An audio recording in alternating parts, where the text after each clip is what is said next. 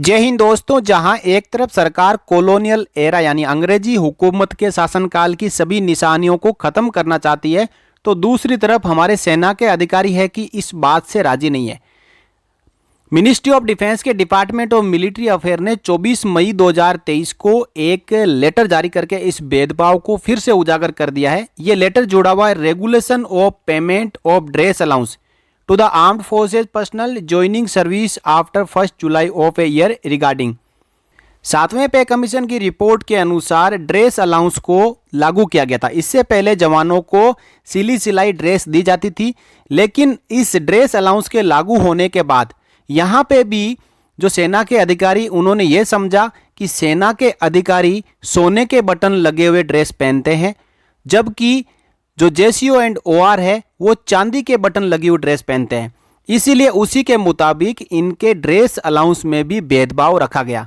हालांकि जो कपड़ा अधिकारी पहनता है वो भी उसी रेट के अनुसार आता है, और जो जेसीओ एंड ओआर पहनते हैं वो भी उसी रेट के अनुसार आते हैं। जितना कपड़ा ऑफिसर्स को लगता है उतना ही जेसीओ एंड ओआर को लगता है। जो कॉस्ट्यूम्स अफसर पहनते हैं, जो ड्रेस ऑफिसर्स की है आर्मी, एयरफोर्स, नेवी में, वही जेसीओ एंड ओआर की है। लेकिन फिर भी उस ड्रेस अलाउंस में भेदभाव रखा गया। देखिए किस तरीके से। Regulation of payment of dress allowance to the armed forces personal joining service after 1 July of a year regarding.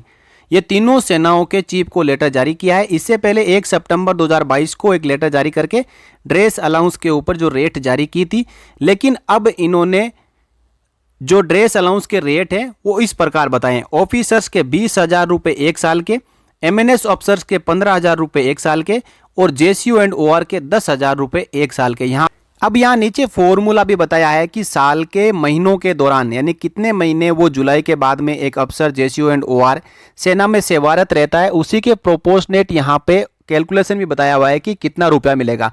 यदि full year July to June service करता है तो 20,000 रुपये, 15,000 और 10,000 पर एनम वन टाइम उनको मिल जाएगा।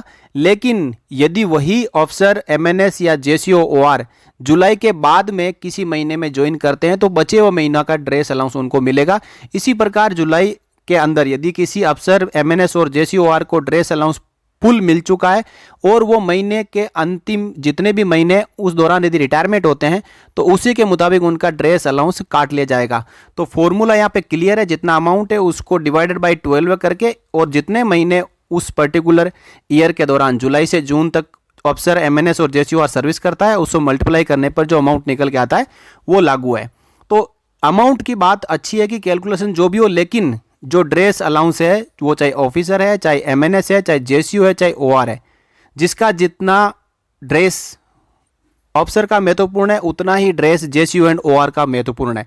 इसलिए ये अमाउंट इक्वल होना चाहिए, ना कि इसके अंदर भी कोई भेदभाव पैदा किया जाना चाहिए। तो हम आशा करते हैं कि अगली बार जब भी ड्रेस अलाउंस का लेटर निकलेगा तो सबका ड्रेस अलाउंस 20,000 रुपये बराबर होगा। इसमें भेदभाव खत्म किया जाना चाहिए।